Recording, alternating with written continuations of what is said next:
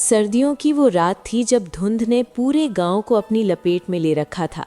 जलती लकड़ियों की आग के सामने रानी अपने कांपते हुए हाथ सेंक रही थी, मगर उसके दिल की सर्दी कम न हो रही थी।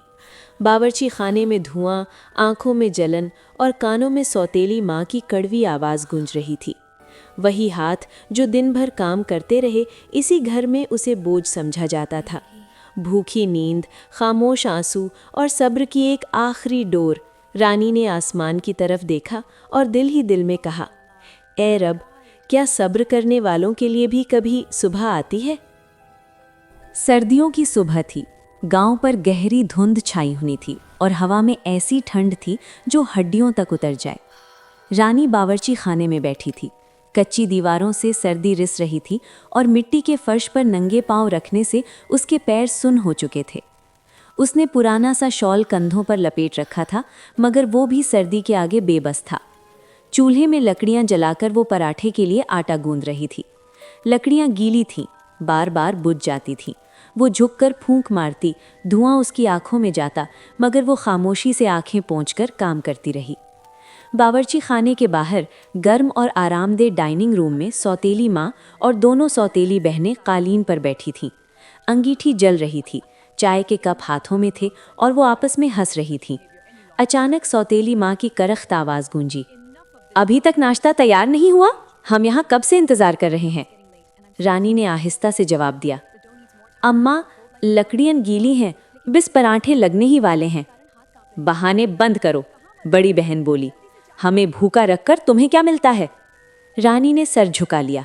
उसने जल्दी जल्दी पराठे बेले, तवा गर्म किया और एक एक करके पराठे सेंकती गई। तेल की छींटें उसके हाथों पर पड़ी, मगर वो होंठ भींचकर खामोश रही। साथ ही वो चाय उबाल रही थी। दूध कम था, फिर भी उसने अपनी तरफ से पूरी कोशिश की। जब नाश्ता तैयार हुआ तो वो कपकपाते हाथों से पराठों की टोकरी और चाय के कप लेकर डाइनिंग रूम में गई। फर्श यख था, मगर किसी ने उसकी तरफ न देखा। सौतेली माँ ने पराठा तोड़ा और फौरन मुंह बना लिया। ये पराठा सख्त क्यों है और चाय में शक्कर कम है? छोटी बहन ने नाक सिकोड़कर कहा, हम ये नहीं पिएंगे, दोबारा बनाकर लाओ। रानी के दिल में कुछ टूट सा गया, मगर उसने पलटकर कुछ न कहा। उसने दोबारा चाय बनाई, पराठे गर्म किए और सबके लिए अलग अलग रखे। जब सब नाश्ता कर चुके, रानी ने बचे हुए आधे पराठे को बावर्ची खाने में खड़े होकर खाया, वो भी ठंडा। उसके बाद बर्तन धोना, फर्श साफ करना और सहन से मज़ीद लकड़ियां लाना उसके हिस्से में आया। शाम ढली तो वो चूल्हे के सामने बैठ गई। जलती लकड़ियों के करीब हाथ सेंकने लगी। आग की लौ उसके हाथ तो गर्म कर रही थी, मगर दिल की सर्दी और गहरी हो गई। उसने आसमान की तरफ देखा और धीमी आवाज़ में कहा, ए अल्लाह, मैं सब्र कर रही हूँ, बस मुझे हिम्मत देना। रानी 18 साल की नर्म मिजाज और साबिर लड़की थी, जो पंजाब के एक छोटे गांव में अपने वालिद, सौतेली माँ और 2 बहनों के साथ रहती थी। सर्दियों की सुबह धुंध और सर्द हवा के साथ आती थी और रानी मोटा शाल ओढ़कर अभी धुंध के पर्दे में छिपी हुई उठती। छोटे कमरे के फर्श पर बैठकर उसका काम शुरू होता। सहन की झाड़ू, कपड़ों को सर्दी में धोकर खुश्क करना और फिर खाने के लिए आटा पीसना और पराठे बनाना। हाथ ठंड से सुनक जाते और चोटिल फर्श पर बैठकर काम करने से कमर भी सख्त हो जाती। सौतेली बहनें ऊन के स्वेटर और गरम शाल में मलबूस होकर हंस रही होती, रंगीन दुपट्टे ओढ़े छोटे जेवरात से चमक रही होती और रानी को छोटे कमरे में धकेल कर अपना काम मुकम्मल करने पर मजबूर कर रही होती। हर शाम जब सर्दी ज़्यादा बढ़ जाती, रानी चूल्हे के किनारे हाथ सेकती और धुएं की हल्की खुशबू में अपनी थकन को कम करने की कोशिश करती। कभी कभी वो सोचती, काश एक दिन मेरा दिल भी इतना गर्म और खुशी से भर जाए जितना ये लोग। गांव में ईद की महफिल के लिए तैयारियां हो रही थी। लोग अपने घरों में लौ जलाए आग के किनारे बैठकर खाना तैयार कर रहे थे, लेकिन रानी के लिए महफिल में जाने की इजाज़त ना थी। सौतेली माँ ने कहा, तुम्हारे लिए यहाँ सब काम है, सर्दी में बाहर जाने की ज़रूरत नहीं। रानी ने सर हिलाया और दिल में खामोशी से दुआ की, ए रब, मेरी मेहनत, सब्र और नेकी का फल कभी ज़ाया ना होने देना। धुंधली रोशनी में छत के सुराख से आने वाली चंद किरणें उसके हाथों पर पड़ती रहीं और रानी अपनी थकन के बावजूद उम्मीद और सब्र की चमक दिल में महसूस करती रही। सर्दियों की वो रात रानी की जिंदगी की सबसे भारी रातों में से एक थी। गांव की बड़ी हवेली में शानदार दावत थी, जहां चरागां, कहकहे और खुशी की आवाज़ें दूर तक सुनाई दे रही थीं। मगर रानी अपने तंग से कमरे में बैठी कांप रही थी। दीवारें नम थीं, छत से ठंडी हवा उतर रही थी। उसने लकड़ियां जमा करके एक छोटी सी आग जलाई और उसके सामने बैठकर हाथ सेंकने लगी। आंखों में आंसू थे और दिल में एक खामोश टूटन। सहन में सौतेली माँ और दोनों बहनें आईने के सामने खड़ी थीं। नई शलवार कमीज़ें, रेशमी दुपट्टे, भारी कंगन, झुमके और बालों में तेल और खुशबू। वो एक दूसरे को देख देख कर फख्र से मुस्कुरा रही थीं। रानी हिम्मत करके बाहर आई और धीमी आवाज़ में बोली, अम्मा, क्या मैं भी आज की दावत में जा सकती हूँ? सौतेली माँ ने हकारत से देखा। तुम तो इस हाल में हो कि खुद को देखो, न कपड़े न जेवर। तुम घर संभालो, हम जा रहे हैं। दरवाज़ा बंद हो गया। रानी की आंखों से आंसू बहने लगे। वो वापस कमरे में आई, आग के पास बैठ गई और सर झुका लिया। या अल्लाह, क्या मेरी जिंदगी बस यही है? अचानक कमरा नर्म रोशनी से भर गया। रानी चौंक गई।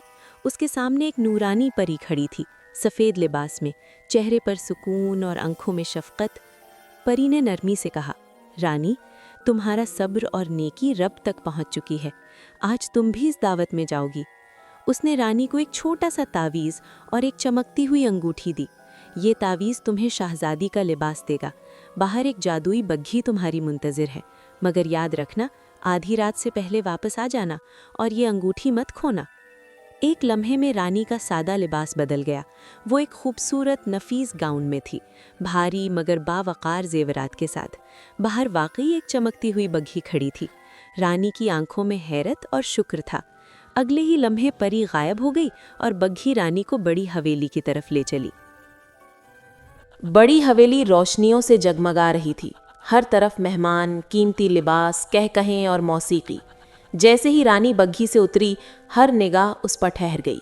वो किसी शहजादी से कम न लग रही थी, मगर उसकी असल खूबसूरती उसकी शाइस्तगी और खामोश वकार था। सौतेली माँ और बहनें भी वहीं मौजूद थीं। वो अपने लिबास और जेवरात की नुमाइश कर रही थीं, लोगों को बता रही थीं कि उनका ताल्लुक किस खानदान से है। मगर हैरत की बात ये थी कि वो रानी को पहचान ही न सकी। उनके सामने वही लड़की थी जिसे वो कमतर समझती थी, मगर आज वो एक शहजादी लग रही थी।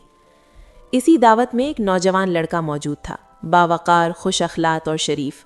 उसकी नज़र रानी पर पड़ी तो वो सब कुछ भूल गया। उसे लगा जैसे उसने सिर्फ हुस्न नहीं बल्कि एक पाकीज़ा रूह देख ली हो। वो रानी के करीब ना आ सका, मगर दिल में फैसला कर चुका था कि यही वो लड़की है जिसे वो अपनी ज़िंदगी में चाहता है। वक्त गुजरता गया। अचानक रानी को परी की बात याद आई। आधी रात होने वाली थी।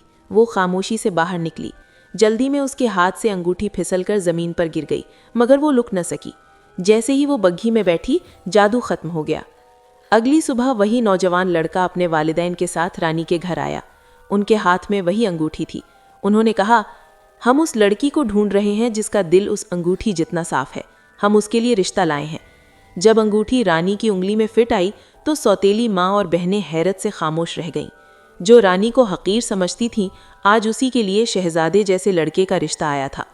रानी ने किसी से बदला न लिया, बस सर झुकाकर शुक्र अदा किया, क्योंकि वो जानती थी, सब्र और नेकी का अंजाम हमेशा इज्जत और खुशी होता है।